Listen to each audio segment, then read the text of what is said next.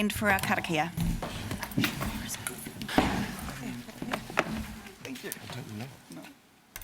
Tu tawa mai I runga, tu tawa mai I raro, tu tawa mai I roto, tu tawa mai I waho. Kia tau ai te mauri te mauri ora ki te katoa, home e, hui e, tai e. Thank you. Just to let everybody know that we are live streaming and recording our hearing today. And we'll be breaking for morning tea at 10:30 and lunch at 12:30. We have apologies from Councillors Brown, Wright and Taylor. If I could have a thank you, Deputy Mayor Brosnan, seconded by Councillor McGrath. All those in favour, please say aye. Aye. Against, carried. And even though he's absent, I'll just wish Councillor Taylor a happy birthday today. And I suspect as he was declaring a conflict anyway, and it's his birthday, we'll let him off the hook for not being here. So that brings us to our conflicts of interest, which we have received from Councillor Bogue, Councillor Crown, Councillor Price and Councillor Taylor. Can I have a mover and seconder for that? Thank you, Councillor Mawson and Councillor Crystal.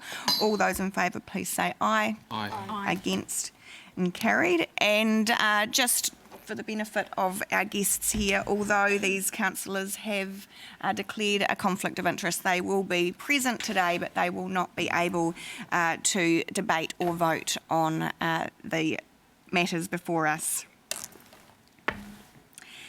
Just an announcement from myself. Due to an omission, the attachment to submission 41 was not included in the published agenda. However, councillors were given a copy of the document to consider with all other submissions 7 days prior to today. And do we have any announcements by management? Kia ora koutou. So you'll notice that we're a bit light here in terms of our representation from our directors. We have a few people off sick today and there's also a Sims course, so apologies for that. Richard's just arrived, so that's great. Thank you. Thank you very much.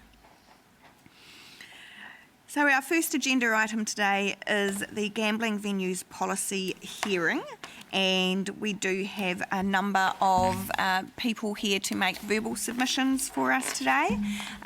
So welcome those that are already here. And just so that you know, we will have a total of 10 minutes available for each submitter. There will be a bell after 5 minutes. Which is your presentation time, and then there's 5 minutes allocated for questions. However, just to let you know, we're relatively relaxed around that. So there's 10 minutes in total, and if your presentation itself runs beyond the first bell, that's fine. So we are a few minutes ahead, but I suspect we do already have Vicky Bertham here to present. Yes, thank you. And Vicky, if you just make your way to the front of the room there. Welcome.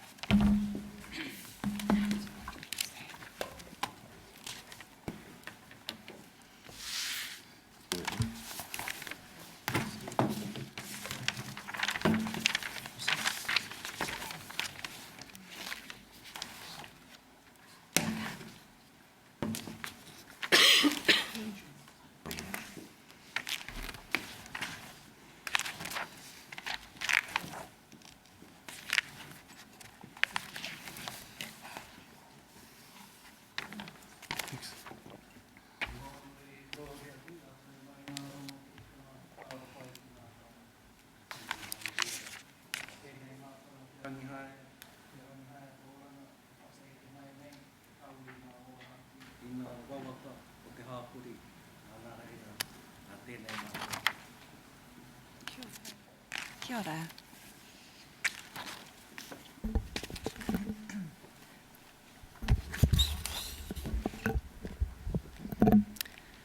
Kia ora koutou councillors.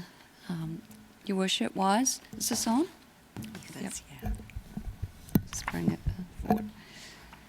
So we are My name's Vicky Buchanan. I'm the General Manager of Tarangi Haata Oranga Trust, and also known as Hawke's Bay Gambling Harm Services. We hold the exclusive contract for gambling minimisation of harm in the Hawke's Bay region. We are funded by the Ministry of Health and have been in that position for the last 13 years. We therefore have expertise in the field and a huge track record of service delivery. I know through watching your live streaming meeting in December, you're really keen to hear from the experts. I have a master's in social policy. My thesis was in pathological gambling, the policy implications for that. And my team will present following myself and later this afternoon.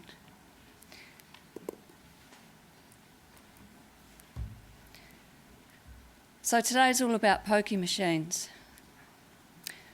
As you can see from this quote from our Ministry of Health strategy, the pokie machines are only played by a relatively small number of New Zealanders, and most people accessing our services and all the services around the country cite non-casino gaming machines, pokie machines, as their harmful mode of gambling.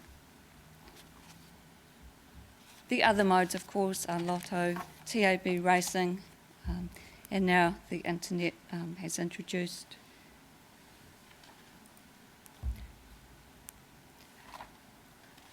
Just drawing your attention to the principles of Te Tiriti o Waitangi, the active protection. Our team was disappointed to see that the recommendation from the Māori Committee for a sinking lid policy was not your preferred option to put forward for consultation. That's all I'll say on that. This is a deprivation issue. $17 million lost from Napier City, 2020. This data came out 12th of March, so it's up to date. Most of this, like I've said before, is from whānau who can least afford it. Everyone buys a lotto ticket. Only a small group of people play the pokie machines. Again, another source showing the GMP it's called, which is the money being put into the machine, the money lost from the gambler, per capita by deprivation index. Deprivation 10 is where the most spend is happening. So, pokie machines affect our most deprived people in the community and our country.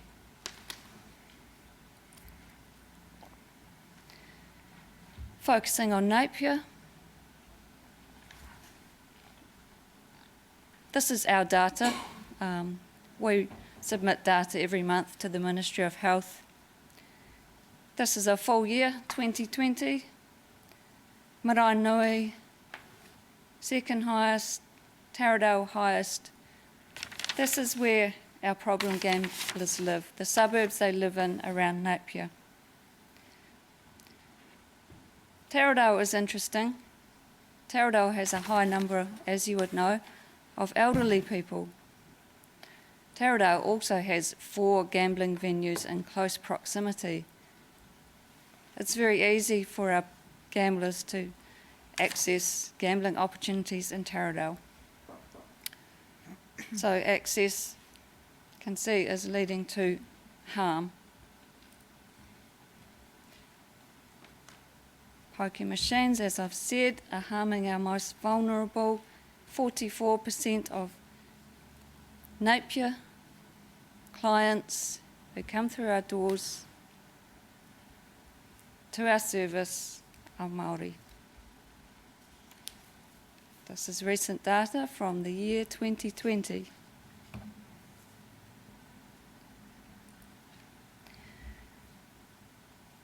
This is a breakdown of over 60s. There are 11 Napier problem gamblers over 60.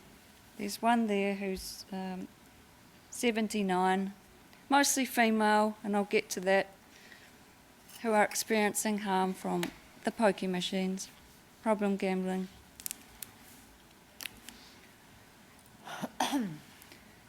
Cutting to the chase for your policy decision making today, Napier City needs a sinking lid plus relocation, removal of relocations and mergers policy.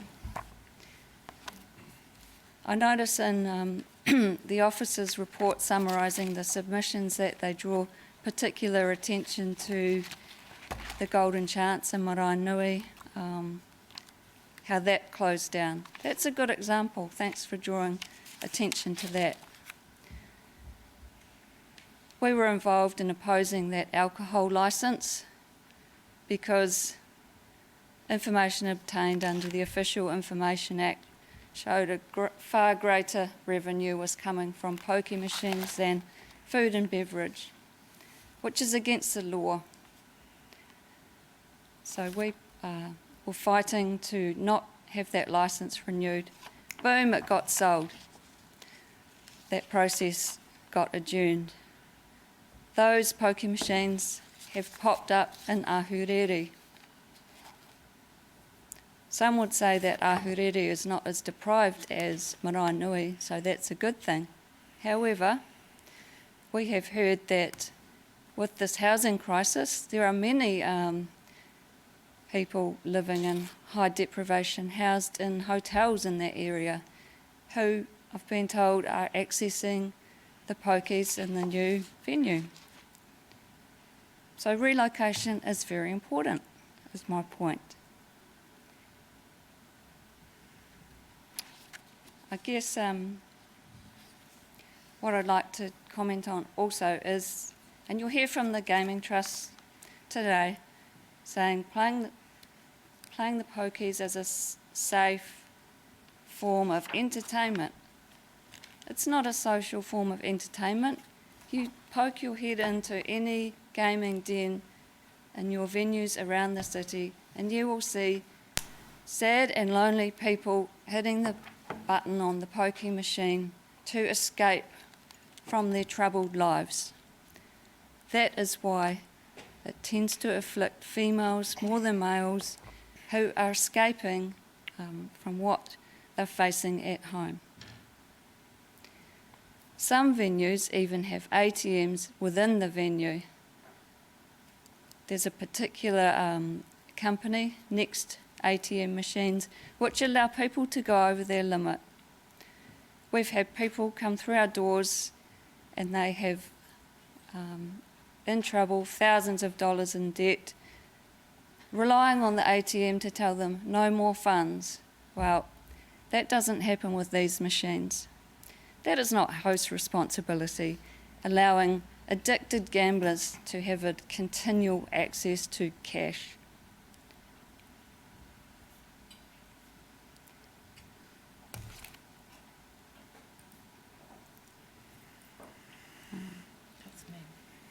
I'll hand over to Leanne now. Tēnā koutou katoa ko hui mai nei I tēnei wā. Greetings to all of you this morning. Ko Leanne Mākia tōku ingoa. My name is Leanne Mākia. Ko Ngāti Kahununu tōku iwi. I am a descendant of the Kahununu people, the very people from this region. I am a mother. I am a kaiwhakaruru hau a iwi, which means I am a source of shelter and support for my people. I am a kaitiaki mauriora, which means I am a source of strength and protection for the powerless, the voiceless, the battered and the weak. I am a health promoter at Te Rangi Haiata Oranga, which means I am an advocate for equity, equality and healthy, balanced lifestyles for all communities. I raise awareness about gambling harm. I would like to raise your awareness about gambling harm because the harm is affecting my people the most. As you can see, there are pictures on the screen. I would like you to know that these are not just pictures. These are real life situations. The neglected, voiceless children are real children from our communities. The anger and violence is being inflicted on real people from our community. These are some of the real effects of gambling harm in our communities that we are dealing with in real life, and it cannot continue to be ignored. Let me ask you, would you want your children and grandchildren to suffer unnecessarily like this? Or would you do everything in your power to prevent your children and grandchildren from suffering? Mā mua ka kite a muri. Mā muri ka ora a mua. This means those that lead give sight to those who follow. Those who follow give life to those who lead. Councillors, as leaders of Napier, you have the power to significantly reduce the effects of gambling harm with a sinking lid, no relocation policy. These machines are designed and manufactured for addiction and are taking control of people's lives and innocent people's futures. They need to be controlled, and I believe it is your duty to control them for the health and safety of our communities. Having said that, I would also like to address the gaming trusts and venue operators and let you know we are not the enemy. Let's get real here. The machines are not going to disappear overnight, and we are not trying to take your jobs. We understand that you help some communities in sporting codes, but at whose expense? Helping these communities does not make it all okay, and it does not make the harm or the problems go away. I want you to ask yourself, honestly, are you a responsible host? Are you doing everything in your power to prevent and minimise gambling harm? To the community and sporting groups that have become reliant on this type of funding, there are other ways to help your clubs and communities. There are other streams of ethical funding available. Tū Manawa, for example. You have the power to enhance the mana of your club by simply choosing to do things differently. We can help you do that. It is an exhausting process for people to put their lives back together following the devastation caused by gambling. Harm minimisation and care are the responsibility of the collective. That's all of us. We need your help to clean this up. The busy mother in me wants to say, come back here and clean your mess. But the wise grandmother, the wise future grandmother in me will say, let's do this together. Tātou, tātou. We want to work with you, not against you. He aha te kai o te rangatira. What is the strength of the leader? It's communication. So let's communicate. Let's talk. Call us. I'll leave my details here. Nau te raurau, nāku te raurau, ka ora ai te iwi, which means with your skills and our skills, the people will be well.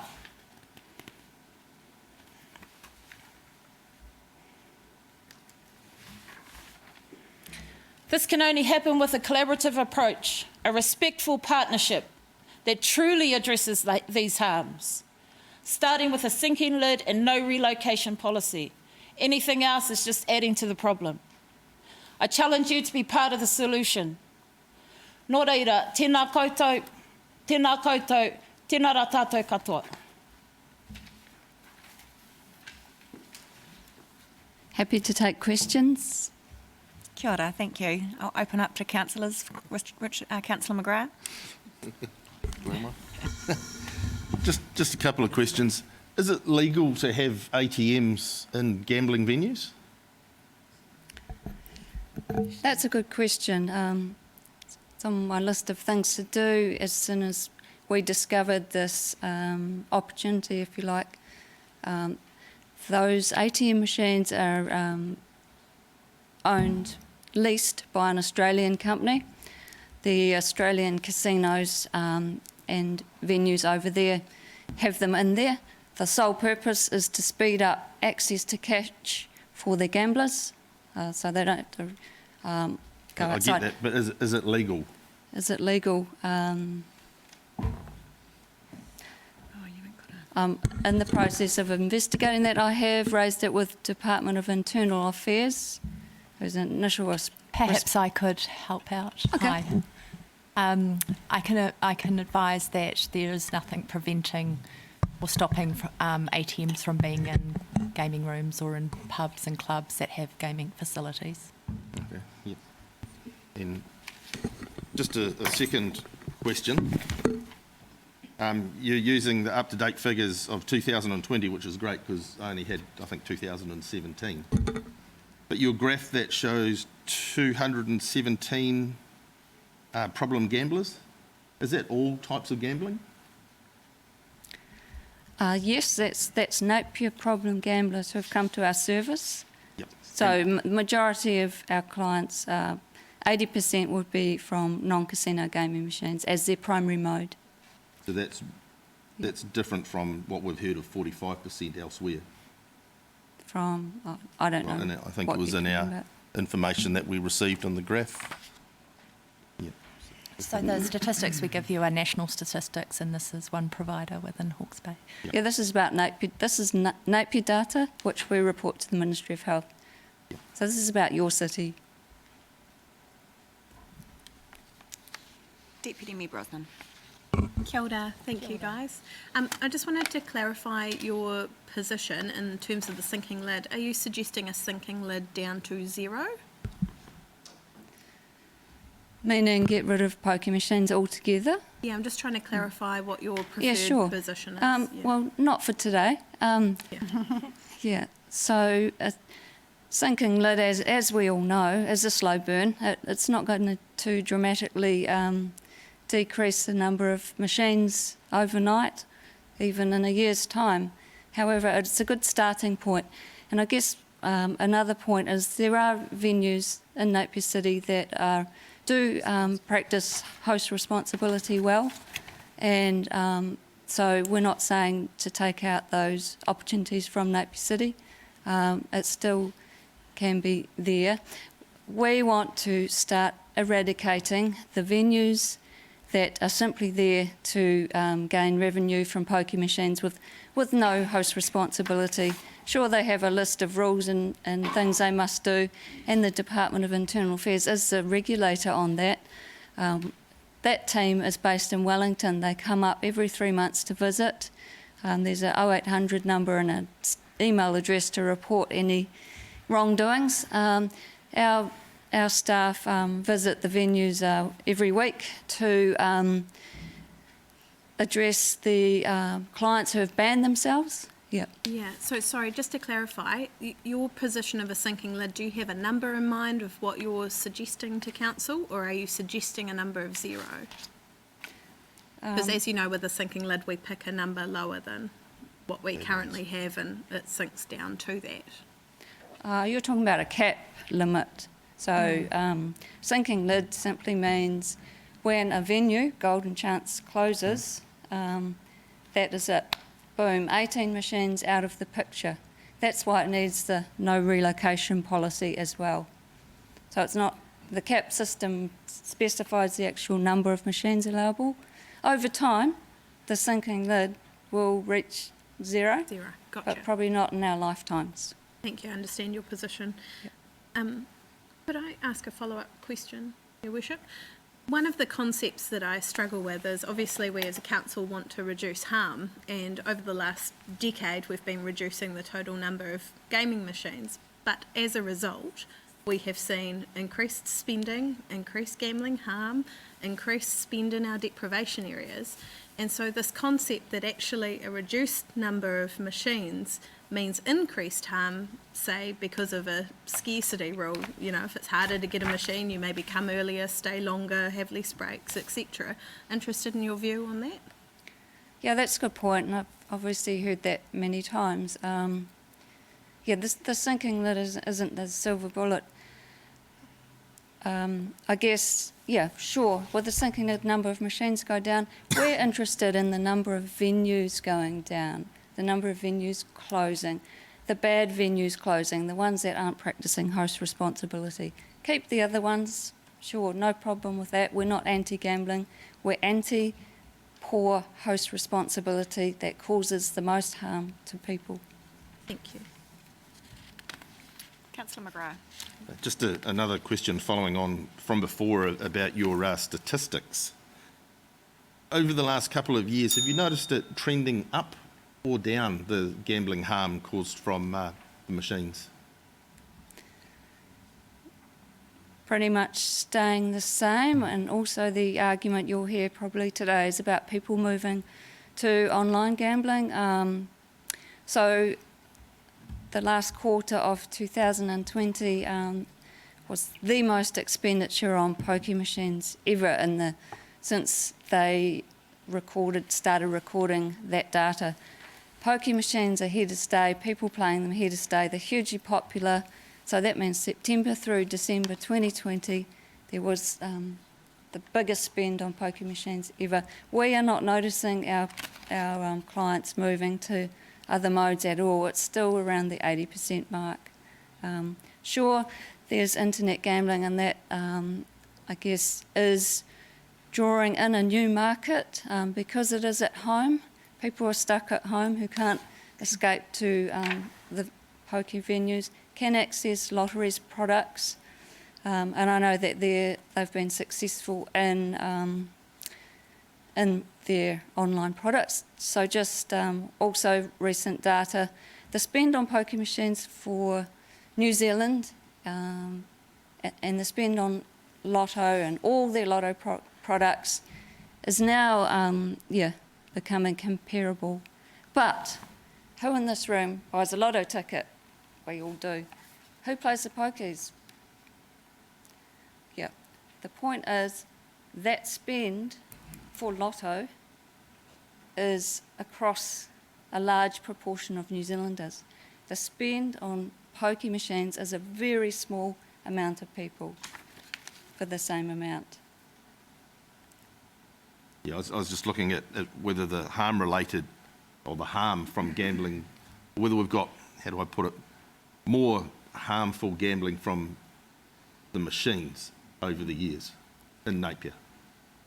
Because I think the figures I had might have been 2017 and 18, there were 91 people had gone through your service for various reasons, either harm or education, and now it's at 217 in 2020, when Yes. that seems a very big jump. Mm-hmm. Yeah, so, and that's a true figure, yeah. So there is an increase then. Thanks for bringing in the 2017 data into the conversation. That demonstrates there is an increase in harm for Napier City from the pokie machines. Unfortunately for me, Yeah. I was on council in 2017, and the decision I made then has made it worse for Napier. That's how I feel right now. Okay, you got a chance to change it then today. Yeah. Councillor Crystal, and last questions, then we'll move on. Hi, just interested in the online, because there's a lot of argument that we take away the pokies, they go online. But in your experience, is the going there and playing the machine more appealing than going online onto a computer to do it? That's my question. Yeah, absolutely. That's why it's a different demographic. And people can do it on their phones as well. Watch out for it in the workplace. Yes, so yeah, different demographic, completely different experience. Also, the Lotto host responsibility is pretty good. $100 a day limit. Most of their products are non-continuous. That's a big difference between poker machines. It's continuous, and you can spend as much as you put into the machine, as much as you can access. We have people come through our doors that have never committed a crime before. Suddenly they're stealing off their families or their employers, or worse. So, yeah. Do you want to add anything? Thank you very much for coming to make your submission today. We have gone slightly over time, so sorry, councillors, for cutting off questions, but we have other submitters waiting, so thank you very much. Kia ora. Thank you. And I would welcome Paul Bailey out. Come on, Paul. There's nothing.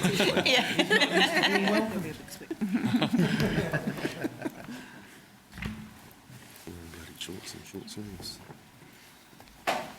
Kia ora koutou katoa. Look, my name's Paul Bailey. I'm a resident of Napier for the last 20 years or so. Quite an anniversary to come up with that. It was great to see the images up on the screen there from the previous submitter, because if you have a look through when you're looking through the submissions and you see the submissions from the gambling people, they're all warm fuzzies about the great stuff they do, and they're ignoring this fact here. Anyway, what I wanted to have a chat to you today about was, in my submission, I made note of that one of the purposes of the policy is to minimise the harm to the community caused by gambling. And I think it's really disappointing that the consultation document didn't actually explain what that meant, because anyone who would be going through reading the consultation document would want to have a good idea of what that policy actually, what that statement meant. Does it, what does harm mean? What is an acceptable level of harm? And as pointed out by the previous submitter, the policy is, between 2017 and 2020, the gambling problem has increased in Napier, not reduced. So it hasn't been minimised, it's been increased, which is a totally different kettle of fish. The other part that I'd like to talk about again is some of the staff's comments made in the statement of proposal about, when you look at page 2, I think it is, when they talk about the benefits under the status quo option about providing a continuing opportunity for business growth, especially in the hospitality industry. I mean, at what cost? I mean, there's a cost to it, and the pictures are on the screen, and you'll have other submitters come in today and talk to you ad nauseum about the challenges that have been created by problem gambling. And you really need to ask yourself, you're making that decision about, do you want to continue a business model which creates harm, for what purpose? And that brings me to the second part of my submission, which is this. The only reason we continue supporting pokies is because of the money they supposedly put back into the community. And I'm always reminded of when I was a young fella down in Woodville, and was part of the football club which just formed down there. We raised money by doing stuff like picking up hay, selling raffles and all that sort of stuff to build our club rooms, to provide shirts for all our junior players, to do all that sort of stuff. We raised our own money, and what that did was gave the whole club a real sense of belonging and togetherness and social cohesion, which was a really important part to me of playing sport. And the addiction we have to the likes of pokie money, I think is to the detriment of social groups like that in the long run. So. The other thing I'd like to just point out from your agenda on page, at any rate, 1.4, where the staff have made comment about the 61 submitters supporting a sinking lid policy. I'm terribly disappointed that they've made note that of the 66 submitters, 36 were made in the form of a pre-written submission with handwritten submitter details. I find that appalling. I find that an insult to whoever wanted to organise a number of people to make submissions, to go out and talk to their members of the community and say, hey, this is something that could be of interest to you or could affect you. How about you make a submission? Here's one that we've prepared. How about if you're happy with the wording on that, how about you make that submission? So there are 66 people who have gone to the effort of doing that, of actually going into the website or posting a letter or dropping a submission in, and it defies beggars' belief as to why staff have to point that out to you and say that for some reason it's like making these people's submissions less important than anyone else's, and I find that just an appalling way to talk about that. I mean, you guys aren't stupid. You can go through and read them, and you know that they're all made in a similar manner. And that's fine. I haven't got any problem with that. But why do staff have to point that out? I think that's just, like I say, I think that's an insult to whoever's organised it and whoever's organised and all those submitters. I think it puts them down a wee bit. So I'm not going to say much more because you're going to hear today a lot of other people who are going to talk about the harm from gambling, and I don't think I need to go over that again. So I'd just like to finish with something very simple for you to think about. I mean, let's face reality. I think you, the Napier City Council, and also all the other councils around New Zealand, are addicted to the notion that the only way community groups can survive is off the backs of those that can least afford it. So, any questions if I've got time? Thank you very much, Paul. You were bang on your 5-minute presentation time. So I'll open up to the councillors for questions. Looks Don't give me that great grumpy look. No, all good. Thank you very much for coming in today. Yeah, no, thank you for your time.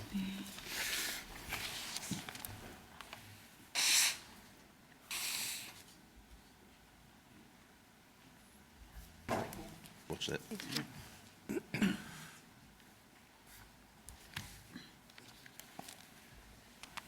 All right, I would now call on Edward Peter Tino. Kia ora. So, through the chair, can we have a page number? For the submission? Yeah. Please. Page 40. 40. Sorry, do you not have the sheet that I have? No. It was emailed. There it is, page numbers. Page 40. Thank you. Kia ora, welcome. Ai, tēnā koe, te rangatira.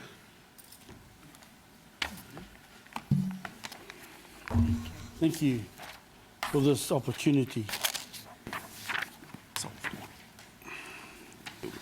I didn't know we only had 5 minutes. We only got 5 minutes, eh? There's 10 minutes in total, including questions. So if your presentation goes longer than 5 minutes, I'm a person who likes to get to the point.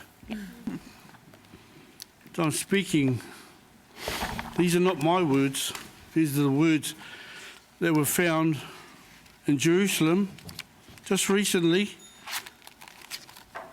These words, 300 years after Jesus died, these words were found.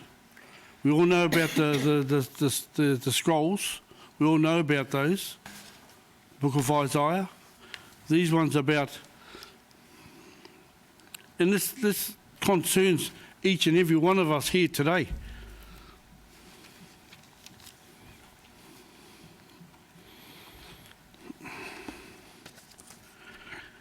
This is what the Lord says.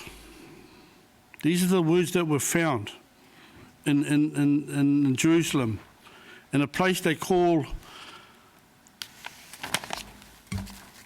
the Caves of Doom. Guys had to abseil down into this valley to find these scrolls. These are the words that Jesus says. These are the things you are to do. You, each one of you, councillors. These are the things that you are to do.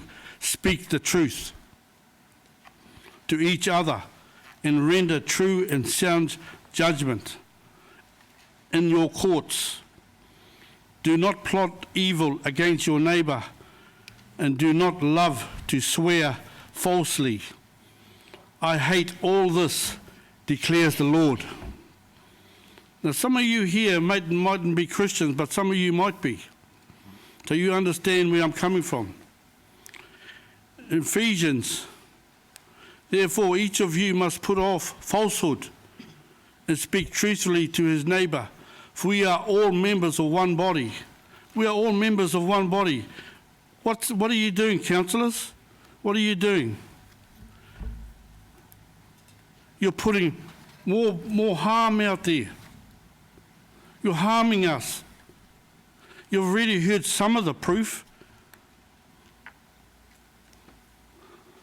These are God's words. Zechariah 7:9, this is what the Lord Almighty says: administer true justice, show mercy and compassion to one another, your brother and your sister. Show mercy to one another. Don't give them an opportunity to waste their money. Don't do that, whānau. We're all whānau. Don't do that. That's what you follow. That's what you guys are doing. You guys are doing that. Proverbs 3, verse 29. Do not plot harm against your whānau, your neighbour, who lives trustfully near you. This is what you guys are doing. You're plotting harm. Every time you do things like this, it's for money. You're plotting harm against your neighbour, who lives trustfully near you.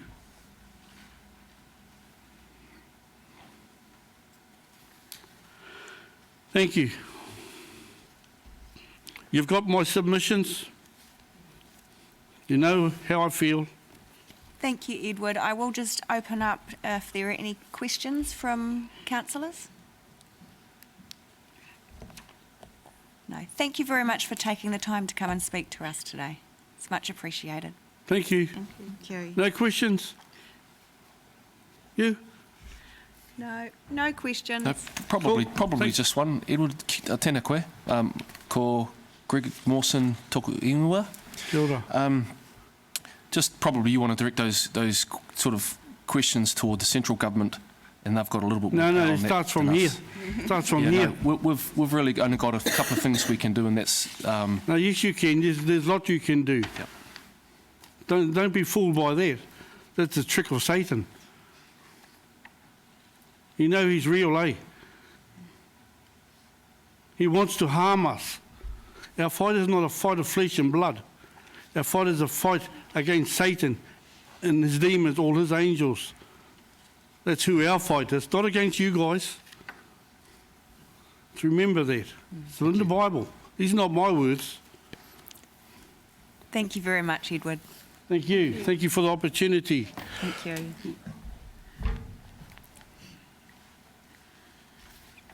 Now, do we have Robin? We do. Welcome, Robin. Thank you.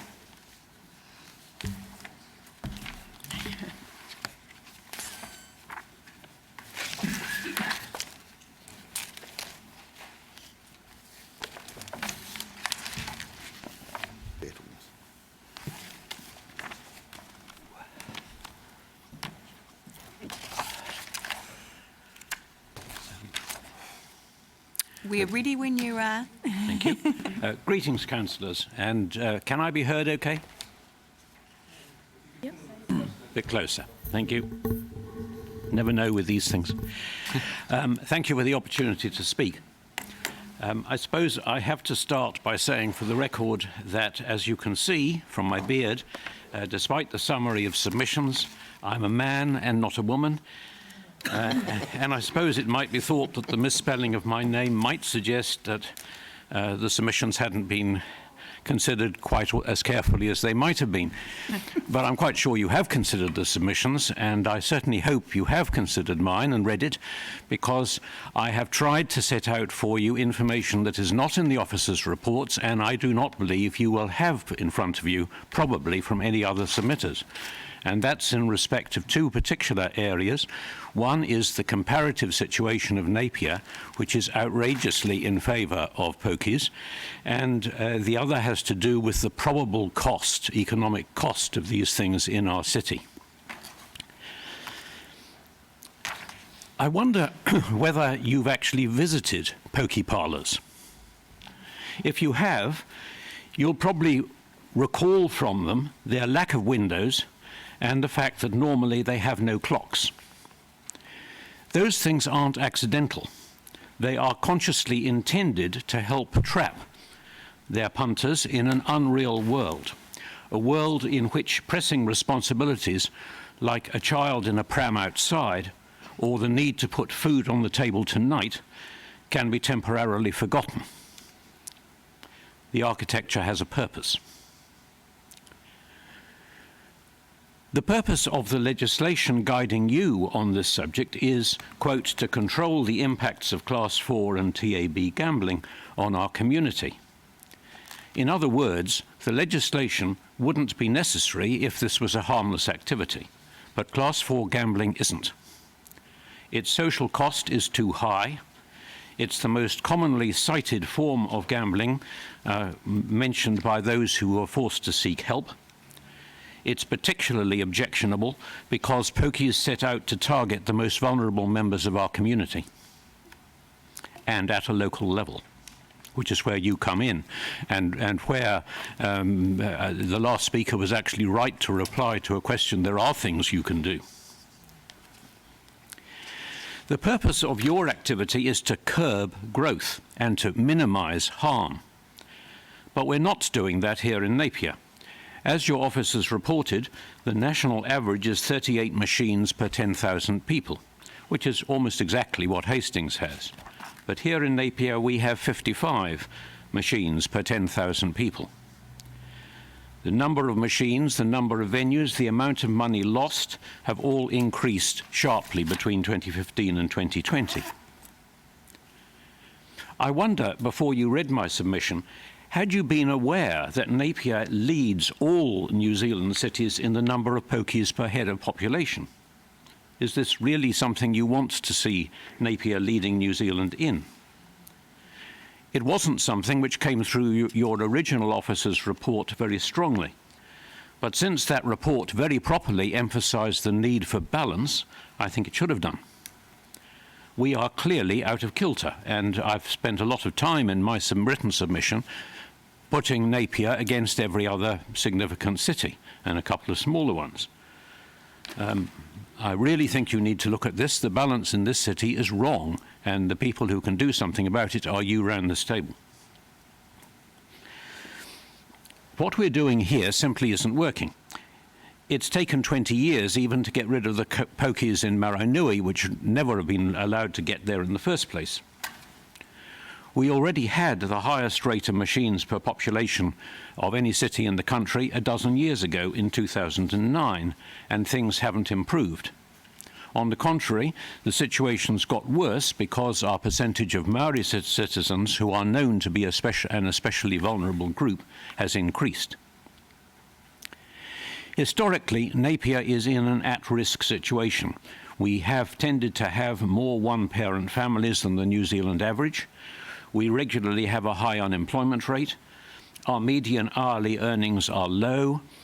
We have a higher than average percentage of adults without formal educational qualifications. We have tended to have high rates of smoking, crime, and suicide. All those statistics underline the need for a more significant reduction than is proposed in the number of pokies. Wellington's move last August, I thought, was very significant. It means that all our large cities are aligned in saying that pokies do social damage which outweighs any charitable benefit. And it would be bizarre if Napier, with its social background, and which has long suffered from social disadvantage, thumbs its nose at that consensus. We need to join it. And the very high percentage of your submitters who are demanding stronger action against pokies than your report suggests underlines the need for you to set new rules and set them now. It's going to take 10, 20 years before they have real effect, but it needs to start now. So, in conclusion, the basic situation is quite simple. And should you decide it seems to me you need to decide to support a true full sinking lid policy with no relocations and no club mergers, and hope that in another 12 years' time someone won't be sitting here saying no, there's been no improvement in the last dozen years. What are we doing about it? Council must have regard, I mean it's your legislation, to the social impact of gambling in determining its policy. Gambling Act 2003. Well, gambling nationwide is still in oversupply, especially with regard to pokies. Gambling, especially pokies, imposes significant negative social, health, economic costs in our community. Napier, my submission shows, has the highest ratio of machines to population in our central area by a huge margin. It also has the highest ratio of machines to population of any of the country's cities. Given those facts, Napier needs a tougher regulatory approach to reduce the imbalance and attack the social damage currently being done. Thank you. Thank you very much, Robin. Just a question from myself. What we read in the information that's presented to us is that a reduction in the number of machines has not led to a reduction in the spend on gaming machines. Have you done any research around that? No, I haven't, but it's certainly true. I mean, this is an industry which is awash with money, actually. So if any of its protagonists try and plead poor, don't let them. There's plenty of money in the industry. I haven't done significant work in the last 4 or 5 years. I don't know whether people know the background to gambling, but I'm a different, I suppose, a generation older than many of you. And in 1990, the typical gambler in New Zealand, there was plenty of gambling going on, but almost all the gamblers were male. Almost all of them were hooked on horses. Which they chose to go and spend their money at horse meets. But between 1990 and about 2004, there was a massive change, and it moved gambling from being a problem for largely middle-aged males to being a problem for at least as much young women. So that gambling changed from being a sort of one-sex thing to being a two-sex thing, and that's what hooked my attention in the first place. I couldn't ignore when I stood for Parliament in the 90s, and I could not ignore what was happening in parts of this community. Sorry, I've lost my thread and can't remember how this ties in with the question you actually asked. I apologise for that. No, that's fine, thank you. I'll just open up for questions from other councillors. Councillor Tapani. Through you, Your Worship, thank you. Kia ora, Robin. Thank you for your submission. It's always insightful. You put in great context and fill in quite a few gaps in providing information that help provide some thinking on the matter. So some of the things you said in your submission gave me some thought. The first question I have is, because we review this every 3 to 6 years, we're constantly looking at data that's given to us that compares, say, numbers of machines with a whole lot of other factors.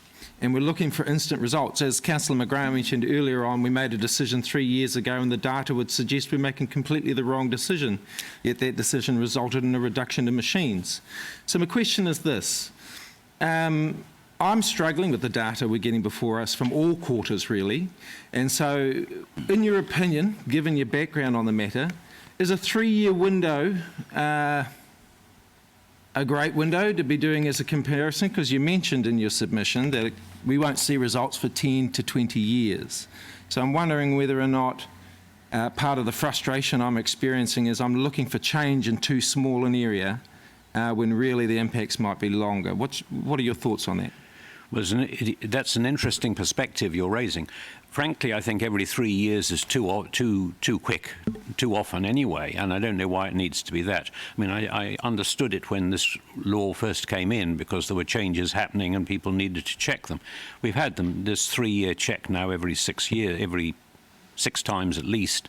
So I don't think it's necessary now, and I wish they would change the legislation.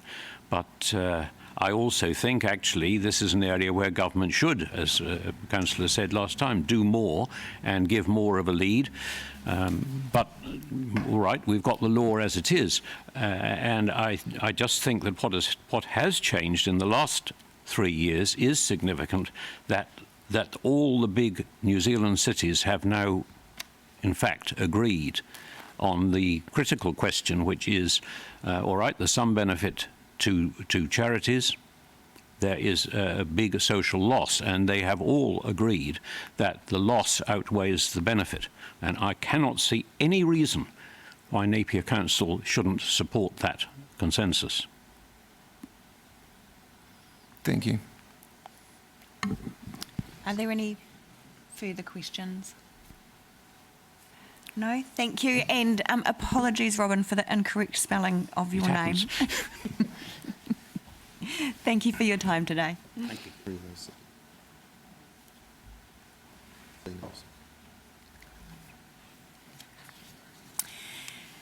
Next up, we have Dorothy Paki from the Napier RSA and Hospitality New Zealand. Welcome, Dorothy. Morena.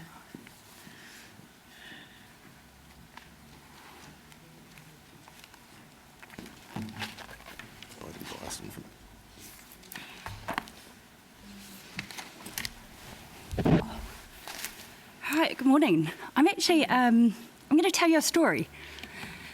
So, the point of my story is, do you know a gambler? Do you know a dangerous gambler? Because I grew up surrounded by them. So, a dangerous gambler is someone who says, I have $100, I need to buy petrol and I need to buy food. But they spend that $100 on gambling. To be a child in a house like that says, I must now walk everywhere. To be a child in a house like that says, we're getting food from a food bank this week. That's the actual effect of dangerous gambling. So I also come from the same house that had a dangerous drinker, which again said I had $100 to buy petrol or buy groceries. And the choice was, I'll have another beer with friends. So until you know someone, it is very hard for you to understand what it's like to live and grow up in that life. I've seen it, I've felt it, and I've moved on from it. What I have seen, she's unfortunately passed away now, but what I have also seen is that most of these people making these choices don't understand the alternative world. So at the moment you offer pubs that offer you beer, you have gambling places that offer you gambling. When you start to take those away, it says that our next generation will drink in the garage with no one to stop them drinking. It will also say that they can go as hard as they like on their credit card online because no one's there to stop them. My argument today is to stay in the status quo. I believe that the facilities that we offer, and I offer both facilities, both drinking and gambling, provides a safe environment. It has trained staff that are there to say, enough is enough. Are you all right? What are we doing? You take that away and there is no one there. There is no support. So I've just come from a conference that's talked about how the gambling trends have changed. And I just did a quick printout. So for the last 5 years, for the gentleman who didn't know how the changes had happened, 2015, our spend in the millions was 2,209. At the moment, it's now, previous year, 2019 is 2,252. The shift in that gambling is not in our gaming rooms. It's, oddly enough, not even in our racing board. It's actually in the Lottery Commission. So your point of your gambling policy has focus purely on venues offering gaming rooms, offering gaming machines, and how many venues and how many machines. At no point do you talk about how many dairies or how many supermarkets. My issue isn't with that. Mine is honestly about the online world. For as long as you focus on this world of actual beings and trained staff looking after people, there is an online world that's dangerous. And I'd love to see you focus on that. But the point of my story, unless you've been around a person who has those issues, you're not going to understand what it means to know there are venues out there that look after them. Open to questions. Thank you, Dorothy. Councillor McGrath. It's just through the chair. Dorothy, it's good to hear, if we could hear a little bit more from your club perspective. If you were to lose your gambling machines, say tomorrow, what effect would it have on your club and your members? Does it subsidise your club at all, or your members, or it doesn't subsidise. Sorry, it doesn't subsidise our club. It doesn't subsidise our members. What it does is improve the facilities. So it improves what we can offer the general public. It improves what we offer the community. So for the proceeds that we're allowed to utilise from the gambling, it is purely used for improving the facilities.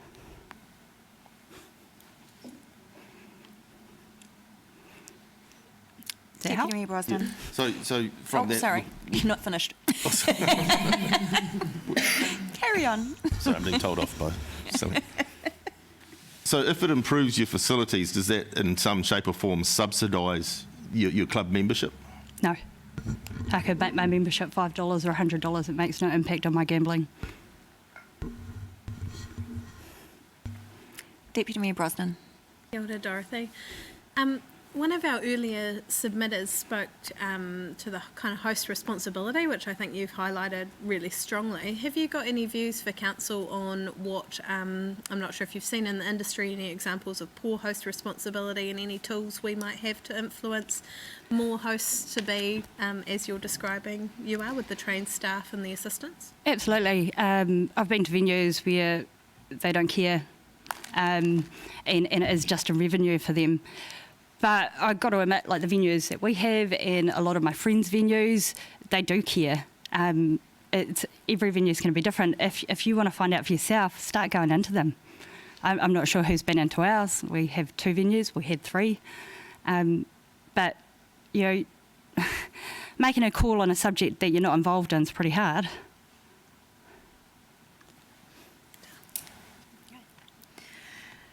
Just touching on your comments around online gambling, and I guess for me, I struggle a little bit with that because I think our most at-risk community members are unlikely to have access to a credit card, whereas they can have access to cash to go to a poker machine. So just, I guess, keen to hear your thoughts on that. Yeah, absolutely. I think we make assumptions about people. My mum was quite an older person, I will say. She, you know, I never would have picked her as someone capable of playing a Nintendo, but she did because it had a gambling game on it. And she would, what we do now where we binge watch TV, well, she would binge play this gambling game. You can talk to her for 2 weeks. Go away, I'm busy. So to make the assumption that they can't get a credit card or they don't know how to do it online, someone will show them, someone will set it up, and it will happen. Thank you. And just a question for council officers. Am I correct in my understanding that our role with online gambling is essentially we don't have a role? We don't have any ability to... That wasn't very articulate, sorry. Yeah, through you, Madam Chair. Yes, that's correct. So territorial authorities only have a responsibility to look at and measure gambling harm and gambling benefit as it relates to Class 4 venues. So pokie machines, central government retains the regulatory role around online gambling. I understand that. You have a job description. At the end of the day, you're a person, you've got a neighbour, you've got a neighbourhood. I think the gentleman before me highlighted that we're a community, and as a community we should be looking after each other, whether it's our job to or not. agree completely. I was just seeking clarification to make sure my understanding was correct, that that wasn't an area that we have any control over. So, Cool. Any further questions from councillors? Thank you very much, Dorothy. Thank you. Appreciate your time.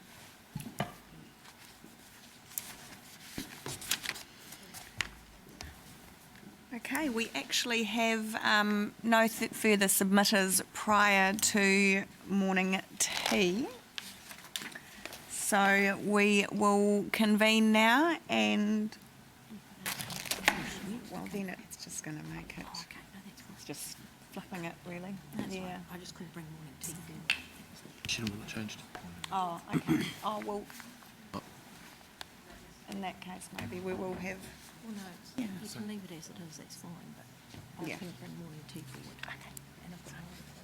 forward. so we'll reconvene at 10:50, everybody.